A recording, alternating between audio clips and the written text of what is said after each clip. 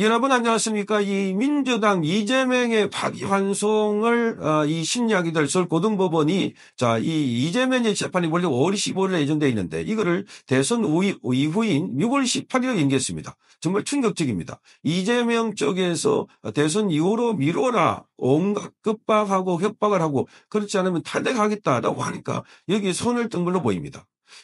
이 대선 후보로 나온 이재명이 범죄 혐의를 전부 다 지금 깔아 뭉개고 있다. 그래서 급박하고 있다. 사법부가 이재명에 의해서 지금 손을 들었다. 항복했다 하는 이야기가 나오고 있습니다. 서울고등법원의 형사7부의 이재원 부장판사는 대통령 후보인 피고인에게 덤덤한 선거 운동 기회를 보장하고 재판의 공정성 논란을 없애기 위해서 재판 기일을 대통령 선거일부로 변경했다 이렇게 밝히고 있습니다. 이것은 대통령 선거 이후로 옮겨서는 안 되는 중요한 이유가 지금까지 이재명은 대통령 선거와 관련해서 본인이 이 재판을 받지 않으려고 대통령 선거 이후에 재판을 받게 하거나 아니면 재판보다 빨리 대통령 선거 있게 하려고 그래서 재판을 지연시키거나 재판 관련해서 압력을 행사해왔다. 그게 핵심인데 거기에 바로 말려들어간 걸로 보입니다. 정말 기가 차는 겁니다. 재판부는 법원 내 외부의 어떠한 영향이나 탄성을 받지 않고 오로지 헌법과 법률에 따라서 독립하여 냉정하게 재판한다는 자세를 견지해왔고 앞으로도 마찬가지다 이렇게 설명했습니다. 내 외부의 어떠한 영향이나 간섭을 받지 않는다고 아니라 이재명의 압박에 손을 들고 굴복했다는 겁니다. 법률에 따라 공정하게 독립하게 재판한다. 그러니까 계속해서 이 서울 고등법원에서 5월 15일 예정되어 있는 이 재판을 뒤로 미루지 않으면 바로 10명의 헌법재판관들과 10명의 대법관들과 그리고 지금 고등법원의 판사 이재원 부장판사를 비롯해서 이 3명의 판사들을 탄핵하겠다. 그러니 거기에 굴복한 것 아닌가. 대한민국 사법부가 이재명의 협박에 굴복했다. 정말 기가 막히지 않습니까? 현직 대통령에 대해서는 그 직이 있음에도 불구하고 수사 권한이 없는 공수처가 내란 수개를 몰아가지고 수사, 체포, 수사, 구속 그리고 탄핵을 했는데 야당 대표가 뭐라고? 그러니까 지난번에도 그렇게 했습니다. 대통령도 탄핵했는데 대법원장이 뭐라고 이렇게 말한 자가 정청래입니다. 그러니까 탄핵하겠다고 하니까 거기 벌벌벌벌 기 가지고 지금 이렇게 백기 들고 투항했다. 이렇게 되면 다른 재판들도 마찬가지입니다. 이재명이 오늘 이 재판 관련해서 선거법도 그렇고 관련 재판을 전부 다 대통령 선거 이후로 미루는 법안을 마련하고 그리고 선거법 관련해서는 기본적으로 그 선거법의 허위사실 본표 여기에서 행위에 관한 부분을 쏙 빼겠다. 이렇게 해서 그 법안을 통과시키려고 하고 있습니다. 이러니 이재명과 관련해서 다 걸리는 법들은 전부 다 없애버린다. 그러니까 지금 대한민국은 이재명 대통령 만들기 위해서 혈안이 돼 있다. 이렇게 봅니다. 그러니까 이 대통령이라는 자리가 이재명의 도피처가 되고 있습니다. 도피처. 대한민국의 가장 헌법기관 1순위로서 중요한 자리가 이재명의 도피처. 그러니 지금 여기 사법부가 이렇게 손들고 백디 들고 나섰다. 그러면 그 앞에 이재명에 대해서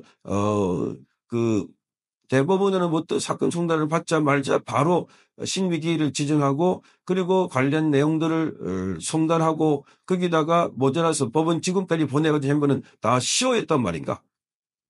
그러니까 이 대통령 후보가 걸려있다는 건 이것은 이재명 사건과 관련해서 선거는 기본적으로 나라의 중대한 사건이고 이재명의 재판은 사스러운 개인의 사건입니다.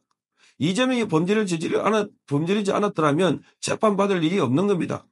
그런데 이자가 자기 재판을 선거 뒤로 미루겠다. 내가 대통령 되고 난 뒤에는 재판 아무리 해봐라. 그때부터 스톱. 대통령의 모든 재판 절차는 지금부터 스톱한다. 그렇게 해서 관련 법을 만들었다고 입법이고. 그러니 지금 이재명은 바로 사법부가 굴복하니까 대한민국 정법 시스템 전체가 다 굴복한 겁니다.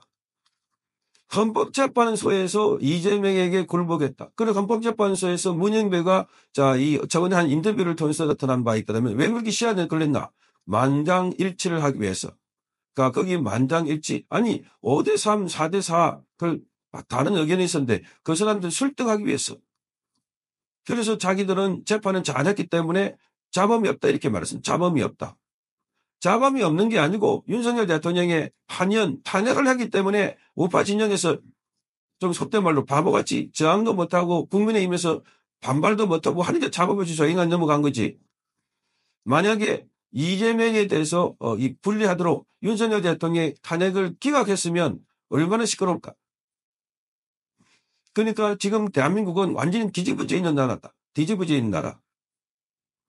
그러니까 이 헌법재판소도 그렇고 지금 여기 사법부도 조희대 대법원장이 뭔가 파기환송을 해가지고 넘겨준 건데 그래서 수상하게 처음부터 파기자판을 해야 된다고 몇 차례 얘기를 했습니다.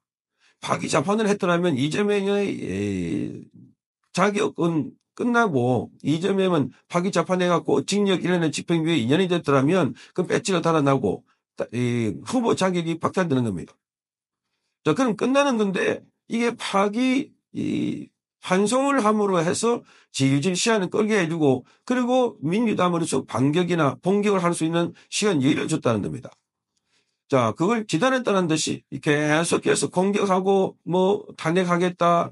그리고 공수처에 조희대 대법원장을 고발하고 사법부는 이렇게 정치인들이나 검찰에서 수사한다거나 이렇게 공격을 하거나 이러면 견디지 못하는 사람들이다. 평생 여기 시달려본 적이 없는 조용하게 법전하고 방망이 가지고 그리고 펜대 가지고 적었던 사람들이라서 이렇게 공격을 하니까 금방 뺏겨 손에 들어버립니다.